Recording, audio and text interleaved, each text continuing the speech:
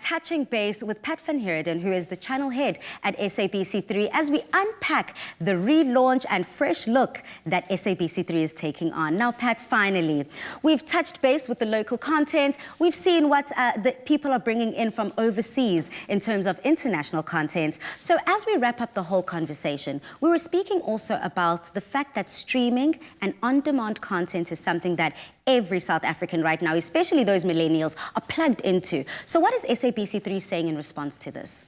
Well, in response, we're partly saying that there are things that you're watching on streaming and that you're watching on SVOD that are now going to be on SABC3. So in terms of the millennial market, we're selecting series, we're selecting high-end series that you can now watch for free on SABC3, on your local channel.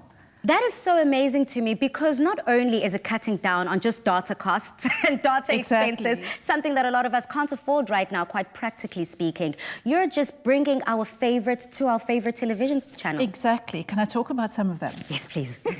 Mrs. America, which is a great, fantastic drama that really looks at the Equal Rights Amendment movement in America, in which someone called Phyllis Schlafly was totally against it, and people like Gloria Steinem were promoting it, and they wanted to change the constitution to enshrine equal rights for women, the same as boys and men, for women and girls. And this is a great big drama that is a highly awarded show that will be on SABC3, and it's called Mrs. America. Following on that is a great show called Killing Eve, which I don't know if you've heard about, but it's also a fantastic show. These are what you go to SVODs for, but it's not on SVOD, it's on SABC3. I love it. It's binge-worthy content. It really is. And then we've got on Fridays, we've got like a whole lot of riveting, cutting-edge comedy, like Woke, Atlanta. So there's a lot coming. A lot to look forward to. Yeah, contemporary comedy. And if we were to turn our attention back onto Afternoon Express, what kind of changes can we be expecting on this stage? I think Afternoon Express is probably going to become much more directed towards that sort of millennial market that want to be conscious and sustainable. They also want to have a lot of fun. So experiences are right up there. Food is right up there. Travel. So I think Afternoon Express, I mean, it's a transition. It's what you have been doing, but it's going to be in that great market for SABC3. I love the fact that it's also giving us an opportunity to be more focused with our content and truly give the people what they want, because that's what it's all about at the end of the day. Exactly. Living our lives better. Yeah, and being able to share our daily experiences. You know, I've always said that it's quite interesting. Being a television presenter, you have the golden opportunity to take everyone back home from Umlazi, Soweto, Ilanga, Khayelitsha, and take them on a journey, truly blowing their minds in terms of your favorite celebrities, those conversations that you want to have, or whether it's debuting their next favorite song. So this is completely giving me a new, fresh vibe, new, fresh, reinvigorated energy. I hope that it's going to start a conversation in which many people can belong, a diverse group of people that are all going to be speaking the same language, looking at the same content, and although they come from such different backgrounds, finding something that they can talk to people that are totally different to them about. And so, I mean, we're even doing something called Wife Swap. On SABC3, I think we're going to call it Spouse Swap, not Wife Swap. I kind of like that. But it's about really what are other people's values, and how when we go into their spaces can we learn to see them as humans with a difference and really be able to love in spite of difference. But it's a reality show. It's like people love reality shows, and it gives you that. So there's a lot of exciting stuff, I think, coming. And even if we look at our environmental programming, it's not pure natural history, it's our relationship to animals, it's our relationship to the environments. How can we look after it better, but how can we really enjoy ourselves and spend our lives in it in a way that is enriching? Absolutely. And what's also very exciting for me is also the documentary kind of content that you have. So essentially you're ticking every box. All of these different genres, subgenres, is essentially something for every type of personality in the household. Documentaries. Okay. We just recently had one called Murder in Paris, the Dulcie September story that's going out in, the second half is going out next week on Sunday, so please watch that. But other than that, we want to do like great heroic figures for women. For example, we're doing a reality show on Serena Williams.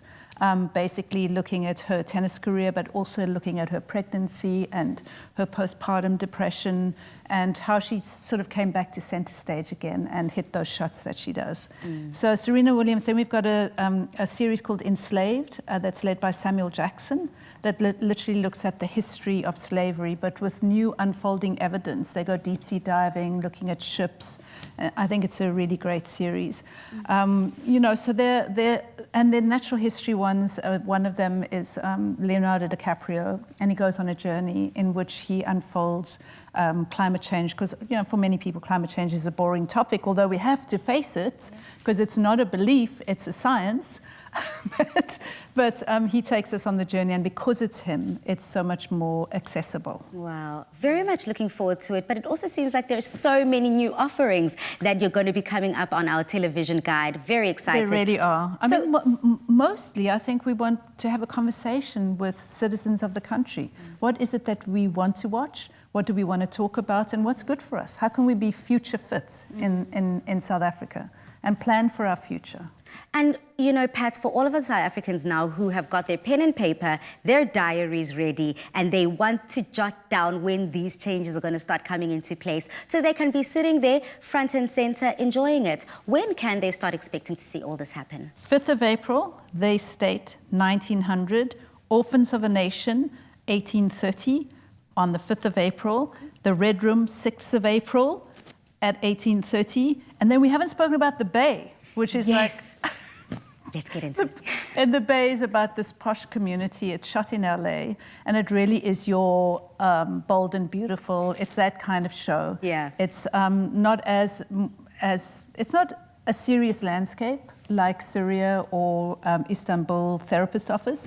It's much more posh community. There's sort of sexual exploits, their affairs, their wishes to have great wealth. So it's your ordinary telenovela, but we'll be watching it. Very much. Oh, I'm going to be there with my popcorn, all my snacks and all my treats snuggled up. And I'm so grateful that we are changing seasons so I can do exactly that from the comfort of my own home. Thank you so much, Pat, for joining us here on Afternoon Express. Truly debunking what's happening at the station right now, because I believe the time now is to be able to implement those slow changes to our programming, not only so we can see the changes happening every day, so we can also experience it within the communities. Again, thank you so much. Palisa, can I say one thing? Yes. One thing is, please look at the schedule, because I might have got some dates wrong. Okay. Like the Bay starts on the 6th, and the Red Room starts on the 9th. Hi, Game Zanti. Okay. You heard it. But it's that week of April. Go onto your phones and make sure you are clued up. Thank you so much for tuning into Afternoon Express, every day making my day. But from us here in the loft, we say good night, stay safe, and happy eating. Goodbye.